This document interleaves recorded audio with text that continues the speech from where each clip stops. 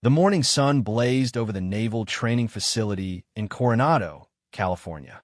Sarah Martinez adjusted her instructor badge as she walked across the concrete training yard, her military boots clicking against the pavement.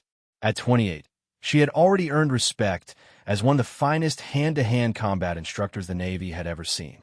Her petite frame of 5'4" often fooled people into underestimating her abilities, but those who knew her understood that appearances could be dangerously deceiving. Sarah had been teaching defensive tactics to elite military units for 3 years. Today was special because she would be demonstrating advanced self-defense techniques to 300 Navy SEALs who had gathered for their annual combat training seminar. These were some of the toughest warriors in the world, men who had faced enemies in the most dangerous corners of the earth. The training facility buzzed with energy as the SEALs assembled in formation around the demonstration area. Sarah had prepared extensively for this moment. She knew that earning the respect of these elite soldiers would not be easy.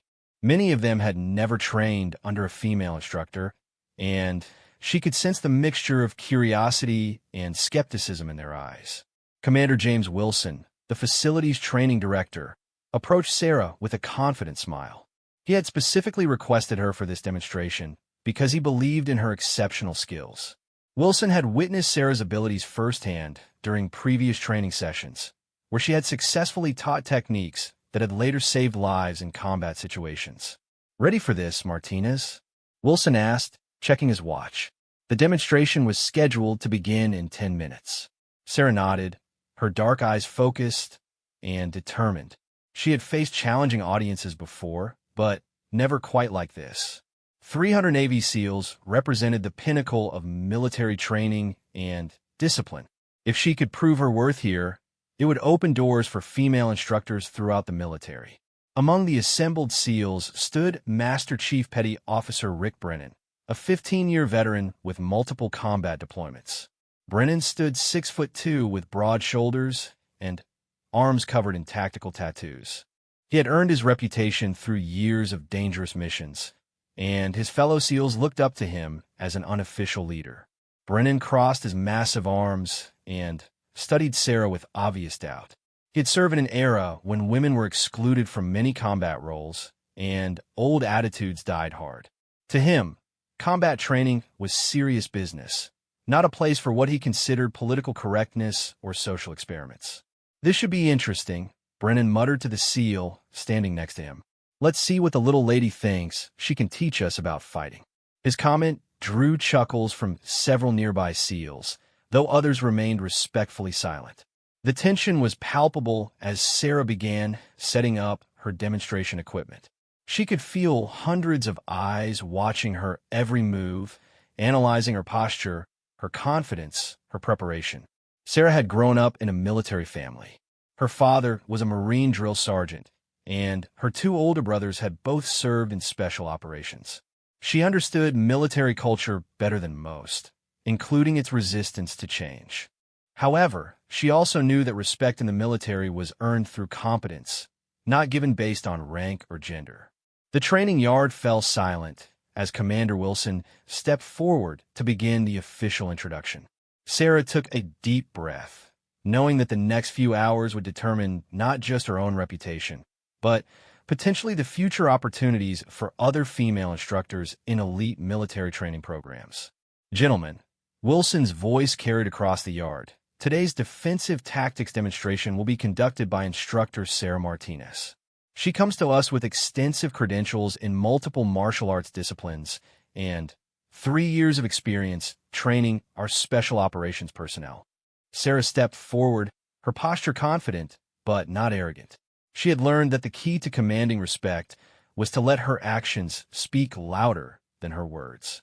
The demonstration would include various scenarios that SEALs might encounter in the field, from close-quarters combat to defensive techniques against multiple attackers. The techniques we'll cover today focus on using an opponent's size and strength against them, Sarah began, her voice clear and professional. These methods can be particularly effective when facing larger, stronger adversaries. Brennan shifted his weight impatiently. He had heard similar claims before from instructors who talked a good game, but couldn't back it up when challenged. In his experience, real combat was brutal and unforgiving where size and strength often determine survival. Sarah continued her introduction, explaining the scientific principles behind leverage and momentum that made her techniques effective. She spoke about pressure points, joint manipulation, and the importance of timing. Her knowledge was impressive, but Brennan remained unconvinced. Theory is one thing, Brennan called out, breaking protocol by speaking without permission. Real fighting is another. These guys need practical skills, not classroom lectures. The yard fell silent. Wilson's jaw tightened at the interruption, but Sarah remained calm. She had expected some resistance and was prepared to address it professionally.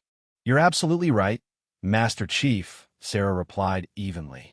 "Combat effectiveness can only be proven through practical application. That's exactly what we're here to demonstrate." Sarah gestured toward the mats that had been arranged in the center of the training area. "I'd like to invite volunteers to help demonstrate these techniques. Who would be willing to participate?" Several SEALs stepped forward eagerly, seeing an opportunity to test their skills against the instructor. Brennan remained in position, his arms still crossed, but Sarah could see the interest in his eyes. "Master Chief Brennan," Sarah called out directly, "since you raised the important point about practical application, would you be willing to help demonstrate the first technique?" The challenge hung in the air like smoke. 300 SEALs held their breath, recognizing the significance of this moment. Brennan found himself in a difficult position. Refusing would make him appear afraid of a female instructor, but accepting meant risking embarrassment in front of his peers. Brennan's pride made the decision for him. He stepped forward with the confident swagger of a man who had never been defeated in hand-to-hand combat. At his size and with his experience, he expected to easily handle whatever the small instructor might attempt. "Let's see what you've got," Brennan said, rolling up his sleeves as he approached the demonstration mat. Sarah felt her heart rate increase, but her training kicked in. She had faced larger, stronger opponents countless times in her career. Success depended on technique, timing, and mental preparation rather than raw physical power. The circle of SEALs tightened around the mat, creating an impromptu arena.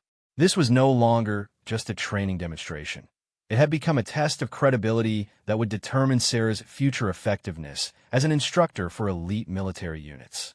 Commander Wilson moved closer, ready to intervene if necessary, but hoping that Sarah would prove herself capable of handling the situation.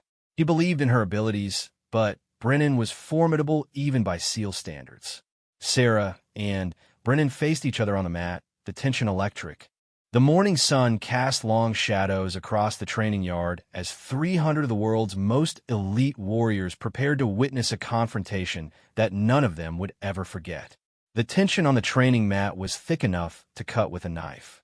Sarah Martinez stood opposite Master Chief Brennan, her stance relaxed but alert.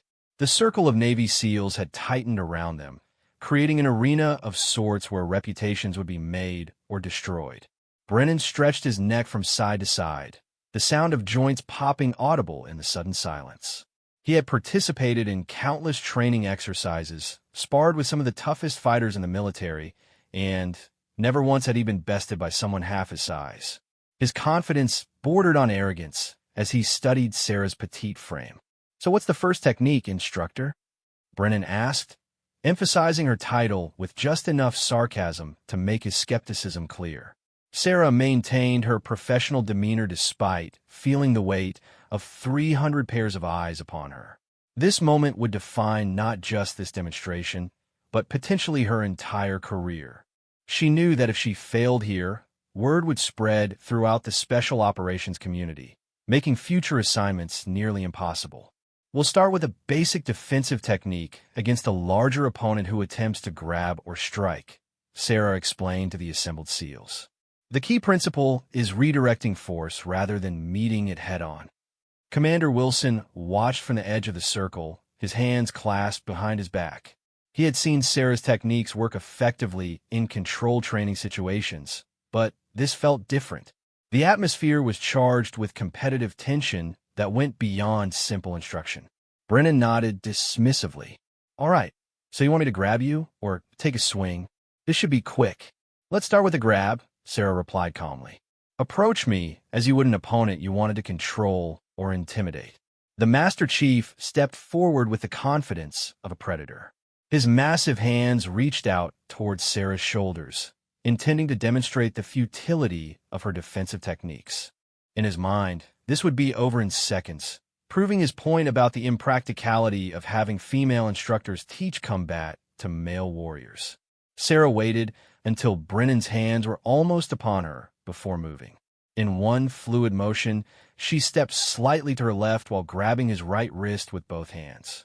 Using his forward momentum against him, she pivoted and pulled, causing him to stumble forward and off balance. The technique was executed perfectly, demonstrating the principle of redirecting force, but Brennan recovered quickly.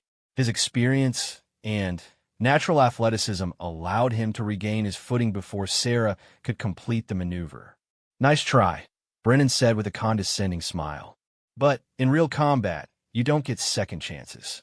Several SEALs murmured agreement, though others remained silent, recognizing that Sarah had demonstrated solid technique despite not fully executing the takedown. The demonstration was just beginning, but already the divide in opinion was becoming apparent. Sarah nodded acknowledgement of his recovery. Excellent point, Master Chief. Real combat is indeed unforgiving. Shall we try a more dynamic scenario? Brennan's eyes narrowed slightly. The instructor's continued composure in the face of his skepticism was beginning to irritate him. He had expected her to become flustered or defensive, making it easier to dismiss her credibility. What did you have in mind? He asked. A realistic self-defense situation, Sarah replied.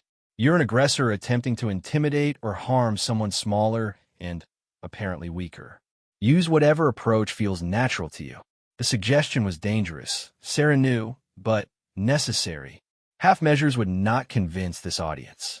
The SEALs needed to see that her techniques could work under pressure against serious resistance. Brennan's demeanor shifted noticeably. The playful skepticism was replaced by something harder, more focused. Several SEALs in the front row exchanged glances, recognizing the change in their Master Chief's attitude. You sure about this? Brennan asked, but his tone suggested he was hoping for an affirmative answer. Sarah nodded. Absolutely. These men need to know that these techniques work under realistic conditions. Commander Wilson stepped closer, his expression concerned. The demonstration was moving beyond the planned parameters, entering territory that could result in serious injury. However, stopping it now would undermine Sarah's credibility just as much as any failure might. Brennan began circling Sarah slowly, his movement predatory and deliberate. This was no longer a friendly demonstration, but something approaching actual combat. The circle of SEALs sensed the change and responded with increased attention and excitement.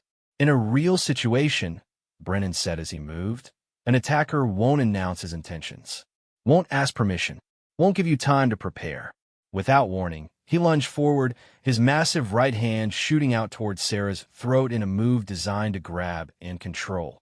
The attack was sudden, powerful, and potentially dangerous. Sarah's response was instantaneous and precise. She deflected his attacking arm with her left hand while simultaneously stepping in close to his body. Her right elbow struck upward toward his ribs, not with full force, but with enough impact to demonstrate the technique's effectiveness. Brennan grunted at the unexpected contact, but didn't retreat. Instead, he tried to wrap his left arm around Sarah's waist, attempting to use his size advantage to overwhelm her defenses. This was exactly what Sarah had been waiting for.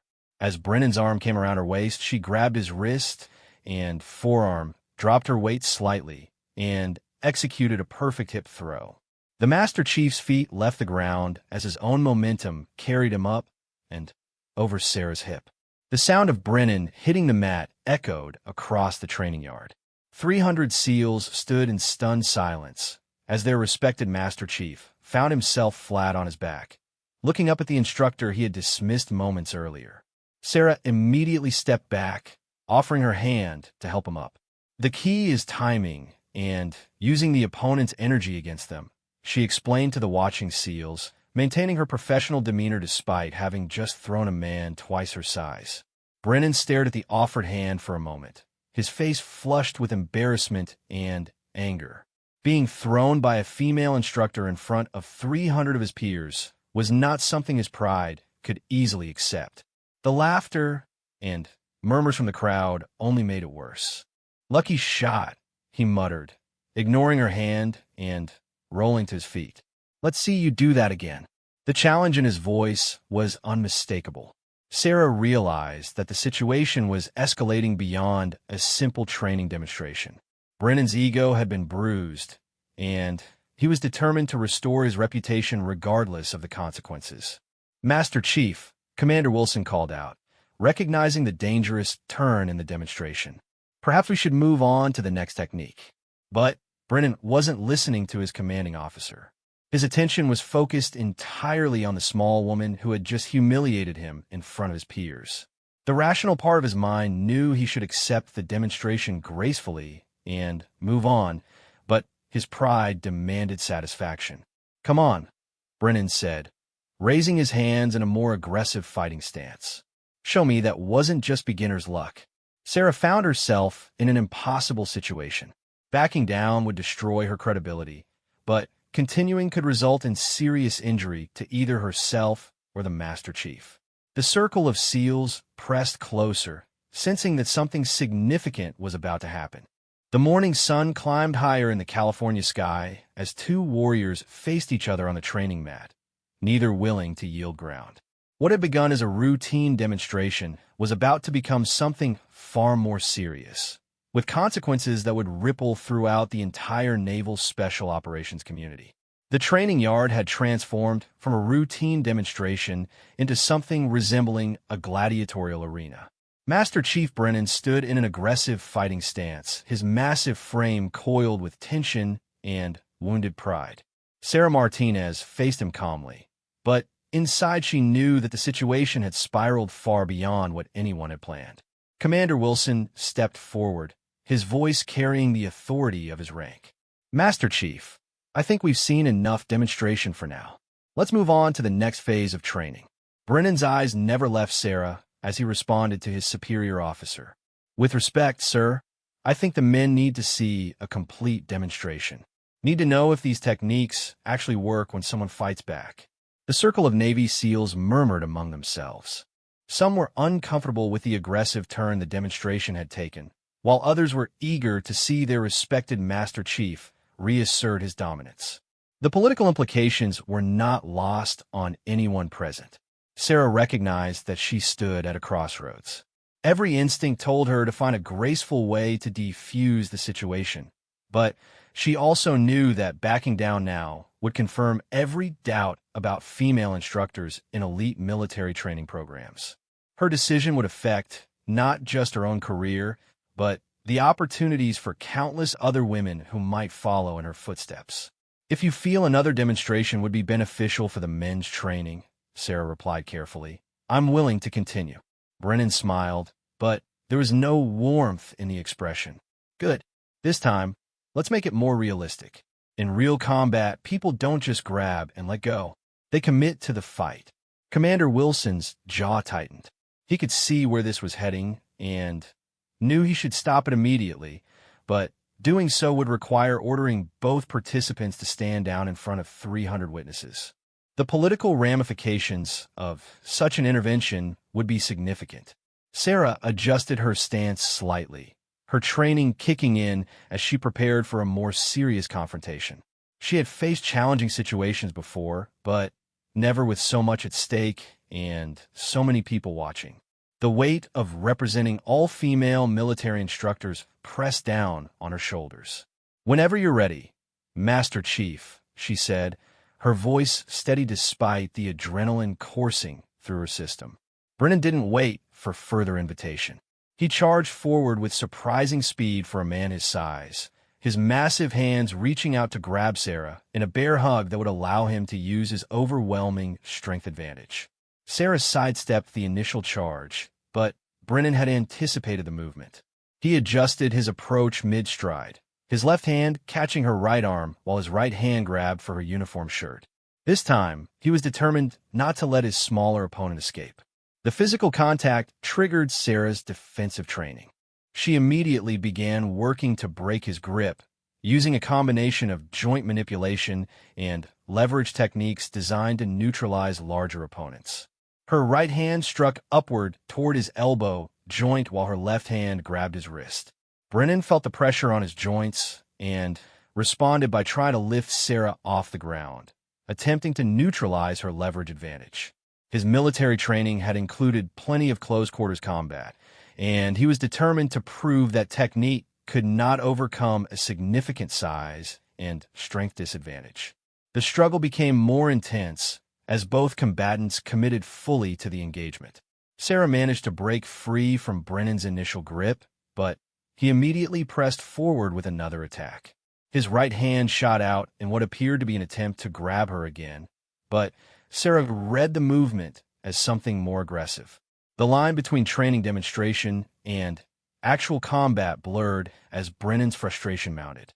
His reputation among the SEALs was based on his combat prowess, and being outmaneuvered by a female instructor was damaging that reputation with every passing second. Sarah recognized the dangerous escalation in Brennan's attacks.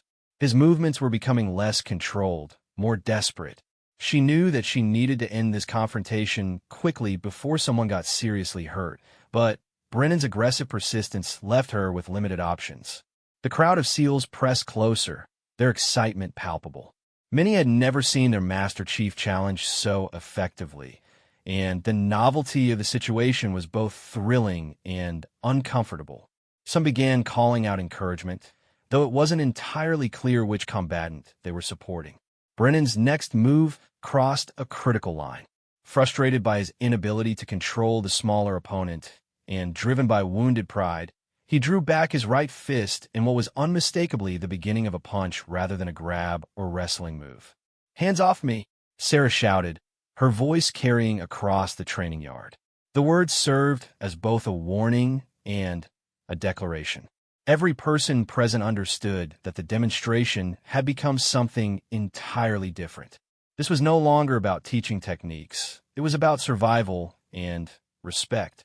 Commander Wilson started to move forward, finally, ready to intervene despite the political consequences, but events were moving too fast for him to stop them. Brennan's fist came forward with the full power of his considerable size and strength behind it. In that moment, his anger and humiliation overcame his military discipline and common sense. He was no longer thinking about demonstrations or training. He was simply a man determined to reassert his dominance through violence. Sarah saw the punch coming and knew that her next actions would determine not just the outcome of this confrontation, but potentially her life. A direct hit from Brennan's massive fist could cause serious injury or worse. Her training and instincts took over completely. As Brennan's fist approached, Sarah executed a defensive technique she had practiced thousands of times but never used in a real combat situation. She stepped into the attack rather than away from it, using her left hand to deflect the punch while her right hand grabbed Brennan's extended arm. The timing had to be perfect. Too early, and Brennan could adjust his attack. Too late, and the punch would land with devastating force. Sarah's years of training compressed into a single moment of precise execution. Her deflection worked perfectly, sending Brennan's punch harmlessly past her head while leaving his arm extended and vulnerable. In the same fluid motion, she pivoted her entire body weight into a joint lock that applied tremendous pressure to his elbow and shoulder. The technique was designed to control and subdue, not to cause permanent injury, but it required precise application of force to be effective against a larger, stronger opponent. Sarah applied that force without hesitation, knowing that half measures would not be sufficient. The sound that followed would haunt the training yard for years to come. A sharp crack echoed across the concrete as Brennan's arm reached the limits of its natural range of motion and beyond. His bellow of pain and surprise cut through the morning air like a knife. 300 Navy SEALs stood in stunned silence as their Master Chief dropped to one knee, cradling his right arm against his body. Sarah immediately released the hold and stepped back, her face pale as she realized the extent of what had just happened. Commander Wilson rushed forward, his medical training kicking in as he assessed Brennan's condition. "Corpsman!" he shouted, calling for the medical personnel who were always present during combat training exercises. The demonstration was over, but its consequences were just beginning. The training yard erupted into chaos as the reality of what had just occurred sank in. Master Chief Brennan knelt on the mat, his face twisted in pain as he cradled his obviously injured right arm. The sharp crack that had echoed across the concrete moments earlier left no doubt that Sarah's defensive technique had caused significant damage. Navy corpsmen rushed onto the scene with medical equipment, their training taking over as they quickly assessed Brennan's condition. The senior corpsman, Petty Officer Martinez, carefully examined the injured arm while trying to keep the Master Chief calm, and still, looks like a fracture of the radius, possibly the ulna as well. The corpsman reported to Commander Wilson, who stood nearby, coordinating the medical response. "We need to get him to the medical facility immediately." Sarah stood frozen at the edge of the mat, her face pale and her hands trembling slightly. The weight of what had happened was crushing down on her like a physical force. In the span of a few seconds, her career, her reputation, and potentially her freedom hung in the balance. The circle of 300 Navy SEALs began to break apart as word spread through their ranks about what they had witnessed. Some looked at Sarah with newfound respect, having seen her defend herself against overwhelming odds. Others appeared shocked and disturbed by the violent turn of events. Commander Wilson approached Sarah while the medical team prepared to evacuate Brennan. His expression was unreadable, a mixture of concern, disappointment, and professional obligation warring across his features. "Instructor Martinez," Wilson said quietly, ensuring their conversation remained private despite the crowd. "I need you to come with me immediately. We have a situation to manage." Sarah nodded, understanding the gravity of her position. She had broken the arm of a senior non-commissioned officer in front of 300 witnesses. Regardless of the circumstances that led to that moment, there would be consequences that could end her military career and potentially result in criminal charges. As the medical team loaded Brennan onto a stretcher, he managed to catch Sarah's eye. The expression on his face was complex, a mixture of pain, anger, and something that might have been grudging respect. His injury was severe, but his pride had suffered an even more devastating blow. "This isn't over," Brennan managed to say through gritted teeth as the stretcher was lifted. The words carried multiple meanings, serving as both a threat and an acknowledgement that their confrontation had implications far beyond the training yard. The SEALs parted to allow the medical team through, their conversations hushed but intense. Word of the incident was already spreading throughout the facility, and Sarah knew that within hours, every person on the base would know what had happened. Commander Wilson escorted Sarah toward the administrative building, his pace brisk and purposeful. Behind them, the training yard began to empty as the remaining SEALs were dismissed to return to their regular duties. The demonstration that was supposed to showcase innovative training techniques had instead created a crisis that would require careful management. "Sir," Sarah began as they walked, "I need to explain what happened back there." Wilson held up a hand to stop her. "Not here, not now. We'll discuss everything in my office with proper documentation. Right now, you're being removed from active duty pending a full investigation." The words hit Sarah like a physical blow. Being removed from duty was the first step in what could become a court-martial proceeding. Her career in the military was effectively over unless she could somehow prove that her actions were justified self-defense rather than excessive force. In Wilson's office, Sarah found herself sitting across from the commander's desk while he made several phone calls to higher-ranking officers. The conversations were tense and brief, focusing on damage control and proper procedures for handling the incident. "The base commander wants a full report within 2 hours," Wilson informed Sarah after finishing his calls. "The Master Chief's injury is being treated at the base hospital, and Initial X-rays confirmed fractures to both bones in his forearm. Sarah closed her eyes, processing the medical information. Her defensive technique had worked exactly as designed, neutralizing a larger opponent's attack by applying controlled force to vulnerable joints. However, the severity of Brennan's injuries suggested that the force she had applied was greater than intended. "Commander," Sarah said carefully, "I need you to understand that Master Chief Brennan threw a punch with intent to cause serious harm. My response was defensive in nature and appropriate to the level of threat I was facing." Wilson leaned back in his chair, studying Sarah's face for signs of deception or rationalization. He had known her for 3 years and had always found her to be professional, competent, and truthful. However, the political implications of this incident went far beyond individual character assessments.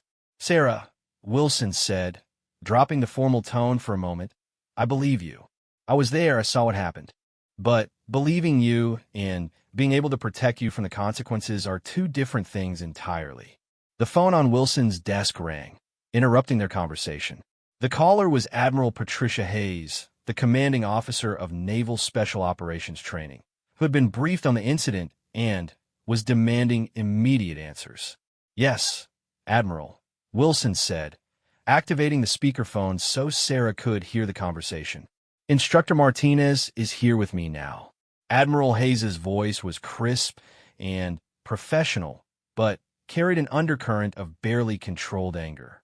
"Commander Wilson, I want to understand how a routine training demonstration resulted in a senior petty officer being hospitalized with multiple fractures." Wilson glanced at Sarah before responding. "Admiral, the demonstration escalated beyond its intended parameters when Master Chief Brennan became aggressive with the instructor. Her response was defensive in nature." "Defensive?" Admiral Hayes' voice rose slightly. "Breaking someone's arm hardly seems like an appropriate defensive response to a training exercise gone wrong." Sarah leaned forward, knowing that her career depended on the next few minutes of conversation.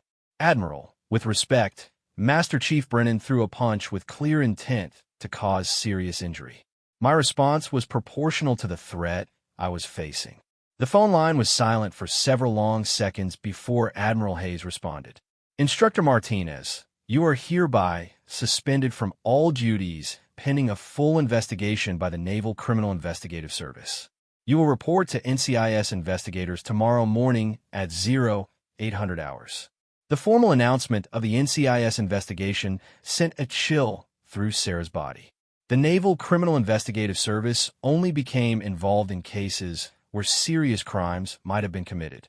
This was no longer a simple matter of a training accident or disciplinary action. "Admiral," Sarah said, her voice steady despite her fear, "I respectfully request that the investigation include testimony from all witnesses present during the incident.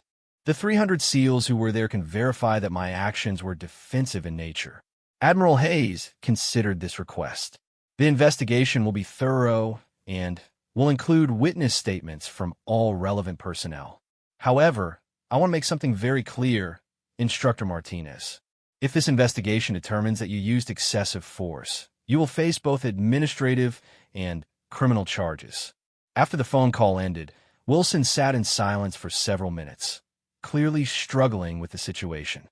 Sarah had been one of his most effective instructors, and he genuinely believed that she had acted in self-defense. However, the political reality was that a female instructor had seriously injured a respected male SEAL, and there would be intense scrutiny of every aspect of the incident. "What happens now?" Sarah asked quietly. Wilson sighed heavily. "Now we wait for the investigation to run its course. In the meantime, you're confined to base pending the outcome. I've arranged for legal representation through the Judge Advocate General's office." Sarah nodded, understanding that her fate was now in the hands of investigators and lawyers. The training demonstration that was supposed to advance her career had instead put everything she had worked for at risk.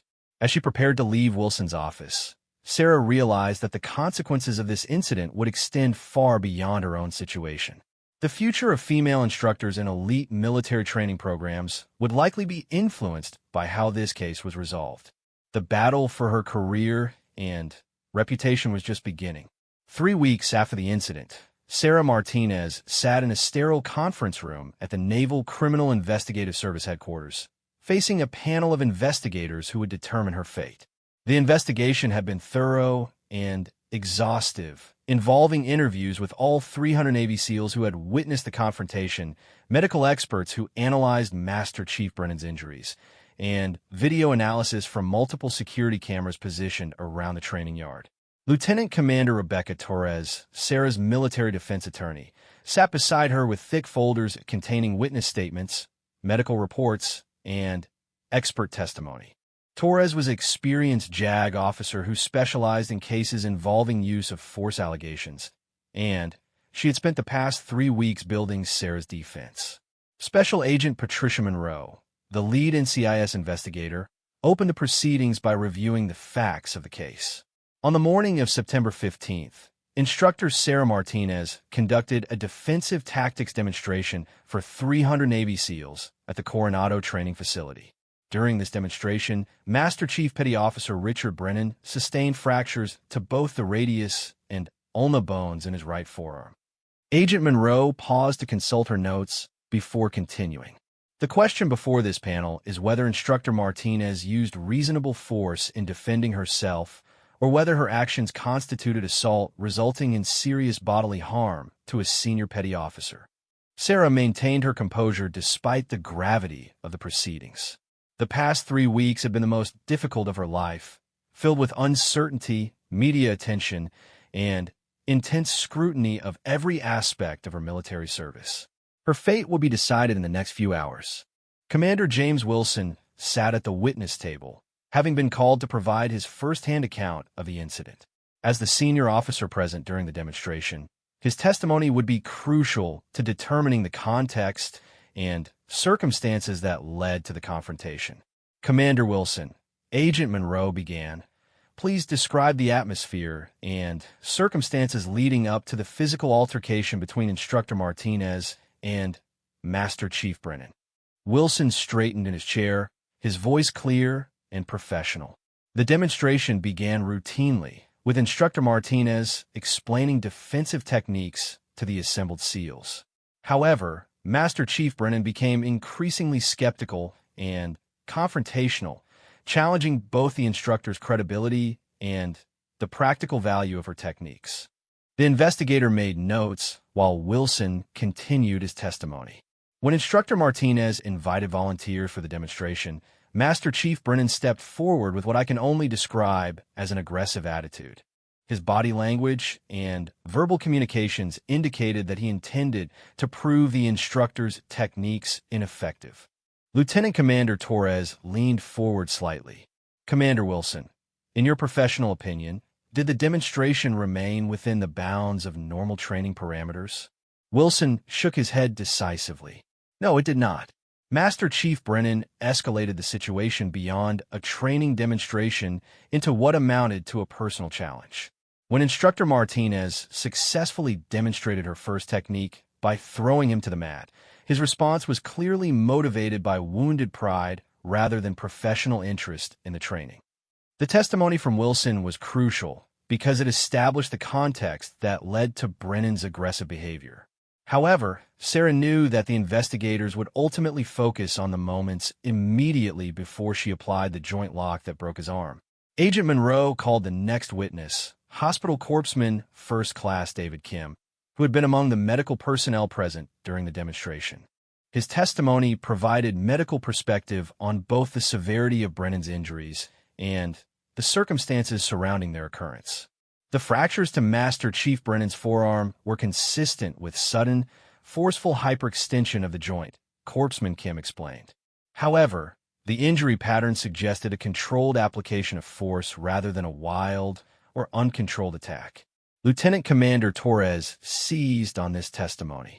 Corpsman Kim, based on your medical training and experience, could these injuries have been caused by someone attempting to seriously harm Master Chief Brennan?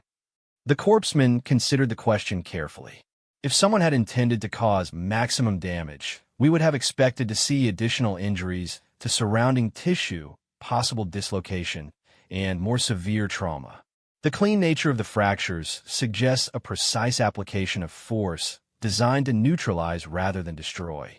The most dramatic moment of the hearing came when several of the Navy SEALs who had witnessed the incident provided their testimony. Contrary to what many had expected, the majority of their statements supported Sarah's account of the events. Petty Officer First Class Marcus Thompson spoke for many of his fellow SEALs when he testified.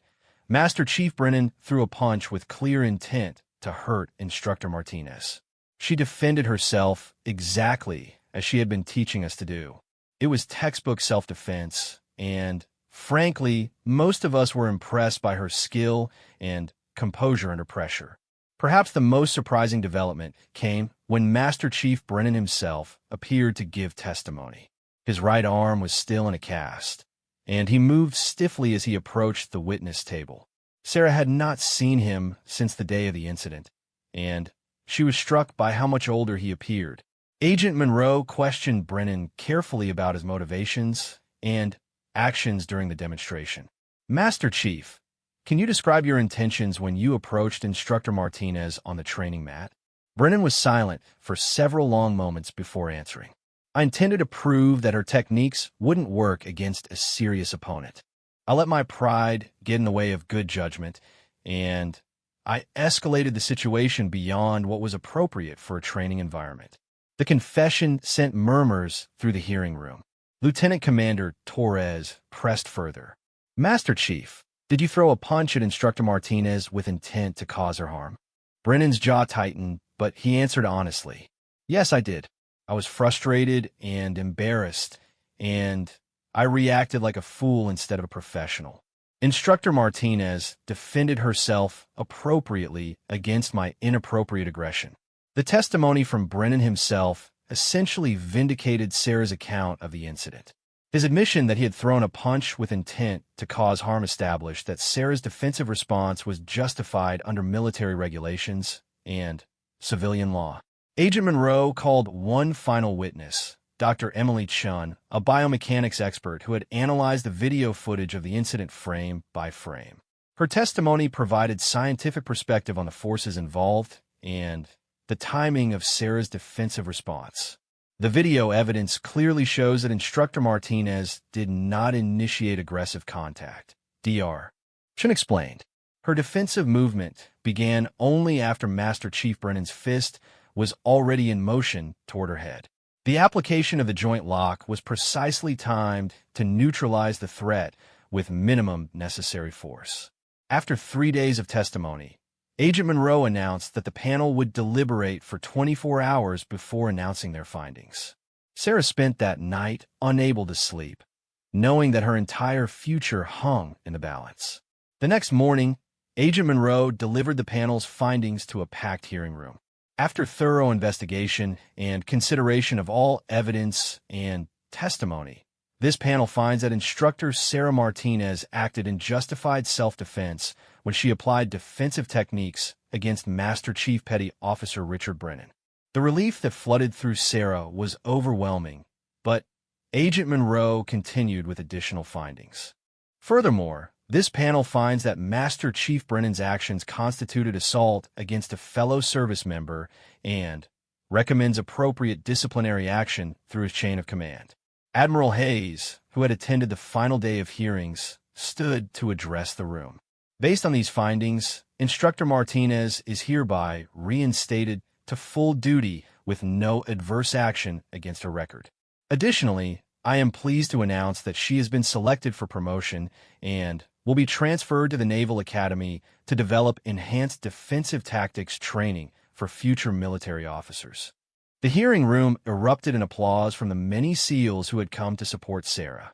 Commander Wilson smiled broadly as he approached to congratulate her on both her vindication and her promotion. Master Chief Brennan approached Sarah before leaving the hearing room. Despite his injured arm and the disciplinary action he faced, his expression was respectful rather than hostile. Instructor, he said quietly, I owe you an apology. You handled yourself like a professional when I failed to do the same. I hope you'll accept my respect, even if it comes a little late. Sarah shook his offered left hand. Master Chief, we're all human. What matters is that we learn from our mistakes and move forward. 6 months later, Sarah stood before a new group of Naval Academy midshipmen, teaching the same defensive techniques that had vindicated her at Coronado. Her reputation as both an instructor and a person of integrity had been established through trial by fire. The incident that nearly ended her career instead became the foundation for a new approach to defensive tactics training throughout the military. Sarah's techniques were now taught as part of the standard curriculum, and her story became an example of how proper training and composure under pressure could overcome seemingly impossible odds. The 300 Navy SEALs who witnessed that confrontation would carry the memory for the rest of their careers, remembering the day when skill, training, and courage proved more powerful than size, strength, and intimidation. Sarah Martinez had not only defended herself physically that day, she had defended the principle that competence and character mattered more than gender or preconceptions. Her journey from instructor to legend had been painful and difficult, but it paved the way for countless other women who would follow in her footsteps, knowing that excellence and integrity would ultimately be recognized and rewarded, even in the most challenging circumstances.